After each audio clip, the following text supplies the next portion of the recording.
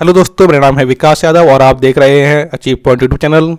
अभी बहुत बड़ी खबर आई है। खबर ये है कि पीजीआई चंडीगढ़ के अंदर 6 कोरोना रोगियों के ऊपर जो एक वैक्सीन है उसका इस्तेमाल किया गया है और ये जो वैक्सीन है इसका जो परीक्षण है काफ़ी सफल रहा है और आने वाले समय में ये कोरोना रोगियों को सही करने के लिए काम आ सकता है।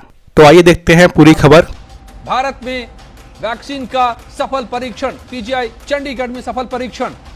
क्या अब आने वाले दिनों में वैक्सीन मिलना शुरू हो जाएगा? मतलब बीमारी से बचाव का रास्ता तैयार हो जाएगा। कई ऐसी बीमारियां हैं जिनका वैक्सीन उस बीमारी से बचाव, ढाल का काम करता है। क्या वो हमें ढाल मिल गया है? पीजीआई चंडीगढ़ से इस वक्त जो खबर निकल कर आ रही है वो यही है। बहुत बड़ी खबर। 6 कोरोना मरीजों पर कोरोना के वैक्सीन का सफल परीक्षण किया गया है। नतीजे सफल रहे हैं, शुरुआती नतीजे सफल रहे हैं। एक ट्रायल का प्रोसेस होता है जिसको फॉलो करना होता है और किया जा रहा है। आपको बताएं, 3 दर्जन के करीब दुनिया की बड़ी से बड़ी कंपनियां लगी हुई हैं, सरकारी संस्थान लगे हुए।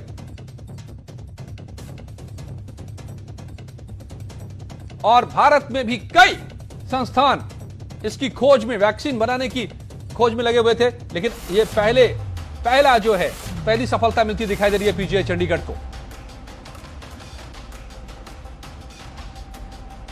बड़ी खबर इस वक्त की, वैक्सीन का सफल परीक्षण पीजीआई चंडीगढ़ में। आपको बताएं कि पीजीआई देश का बेहतरीन संस्थान है। 3 केंद्र सरकार के बड़े संस्थान हैं मेडिकल से जुड़े हुए, all India institute of medical sciences Delhi, PGI Chandigarh और पीजीआई पौंडीचेरी। और ये 3 संस्थान केंद्र सरकार से फंडेड और संचालित होते हैं और देश के प्रीमियर इंस्टीट्यूट्स हैं ये। और यहीं पर से बेहतर खबर निकल कर आ रही है। उमेश शर्मा हमारे संवाददाता चंडीगढ़ से जुड़ गए हैं। उमेश, क्या ये जानकारी निकल कर आ रही है?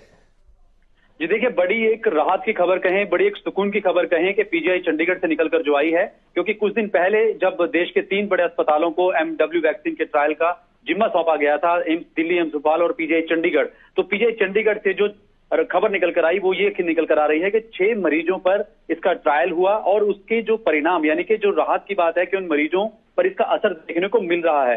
हालांकि ये शुरुआती एक तरह से ट्रायल का पहला कहीं आप चरण कह सकते हैं।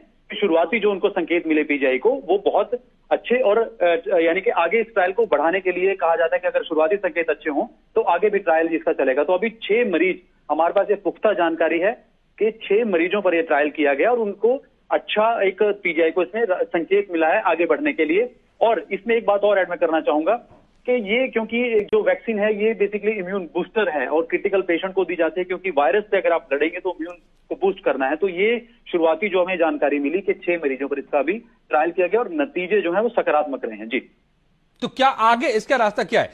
मतलब कि कितना और वक्त लग सकता है इसको? क्या कब से मरीजों को ये मिलना शुरू हो सकता है?